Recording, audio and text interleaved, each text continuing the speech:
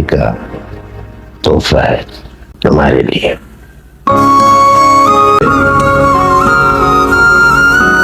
इसकी दादी का मुझे पहनाओ। जी अब्बू। वो ना पहनाओ। और जो है ये तुमने उतारना नहीं। जी मैं ये कभी नहीं उतारूंगी, लेकिन हमेशा भी तो नहीं पहन के रख सकती ना। क्यों नहीं पहन सकती? अमरीन से पूछो, इसकी वालिदा इसको मुस्तकिल पहने रखती थी। क्यों भाई? इसे हर वक्त? मुझे यूनिवर्सिटी भी तो जाना होगा ना। क्या यूनिवर्सिटी में मना है? अनस और अंसा की जिंदगी इस कदर बदल जाएगी, दोनों ने ही नहीं सोचा था। शादी के बाद अनस के घर में जितनी अंसा को मोहब्बत मिल रही है, उसने ये सब नहीं सोचा था। वो तो यही सोच रही थी कि शायद अनस मजबूरी में उससे निकाह कर रहा है, तो उसके घर वाले भी उसके साथ ऐसा अच्छा रवैया नहीं रखेंगे। लेकिन अंसा दादाजी और अमरीन की मोहब्बत से काफी ज्यादा इम्प्रेस हो रही है। दादाजी ने तो अनस की दादी का हार भी अंसा को दे दिया है कि वो हमेशा पहन के रहे, जिस पर अंसा थोड़ा सा तसबस का शिकार हो जाती है, क्योंकि उसे यही लग रहा है कि वो यूनिवर्सिटी जाती है तो आखिर ये हार कैसे कैरी करेगी। लेकिन दादाजी की मोहब्बतों के आगे वो खामोश हो जाती है। अनस भी बहुत ज्यादा खुश और मुतमईन है कि अंसा बहुत इज्जत करने वाली लड़की है, और अमरीन इस बात को लेकर काफी ज्यादा खुश है, क्योंकि वो अनस की जिंदगी में एक ऐसा ही साथी चाहती थी जो उसकी इज्जत करे, उसके दादाजी से, और उससे मोहब्बत भी करे और उनकी इज्जत भी करे। और अंसा बिल्कुल ऐसी ही है। अंसा की मोहब्बतों के तो दादाजी और अमरीन भी काफी ज्यादा फैन हो चुके हैं। लेकिन कहानी में उस वक्त ट्विस्ट आ जाता है जब अनस के ताया और ताई उससे अपने कागजात को साइन करने के लिए कहते हैं, और कहते हैं कि वो अपने हिस्से की जायदाद अब मुरसलीन के नाम कर दे।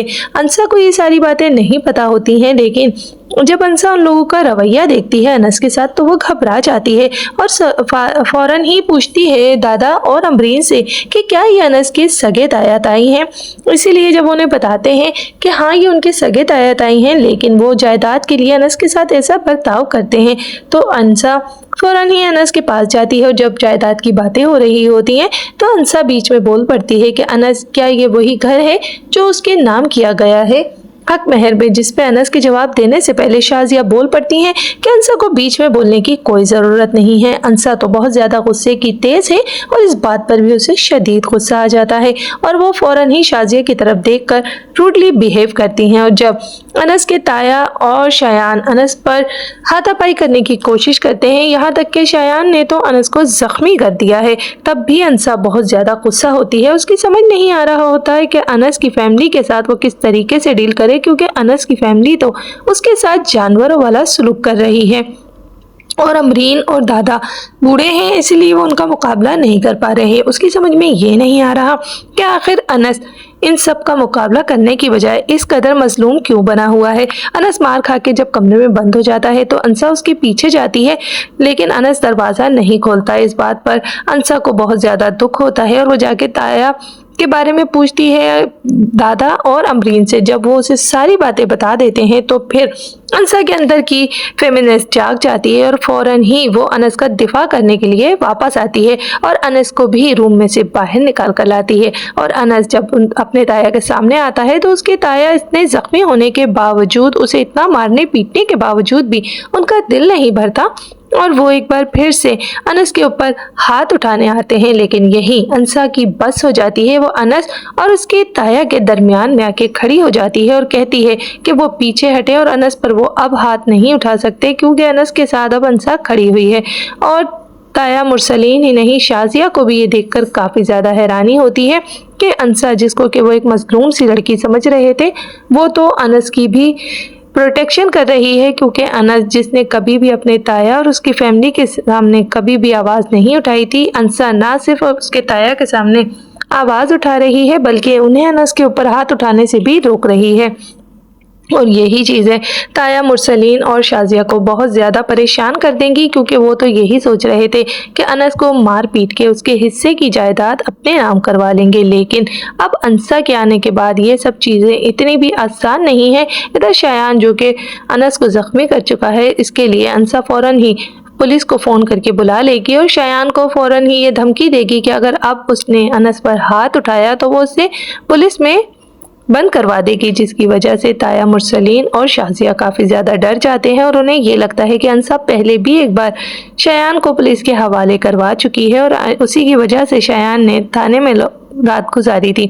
और अगर इस बार भी अंसा ने कुछ ऐसा किया, डोमेस्टिक वायलेंस की रिपोर्ट करवा दी, तो फिर से शयान को जेल जाना पड़ेगा। इसीलिए फ़िलहाल तो ताया ताई खामोश हो जाते हैं, लेकिन वो ये सोच रहे हैं कि आखिर इस अंसा का ऐसा क्या हिसाब करें कि वो अनस की ज़िंदगी से ही निकल जाए और अनस का हिस्सा भी इनके हाथ आ जाए। लेकिन वो कुछ भी समझ नहीं पा रहे हैं, क्योंकि एक मजलूम सी लड़की सोचकर उन्होंने अंसा पर भी जुल्म करने की कोशिश की थी, लेकिन अंसा तो ना अपने ऊपर जुल्म बर्दाश्त कर रही है और ना ही अनस के साथ उन्हें कुछ भी करने दे रही है।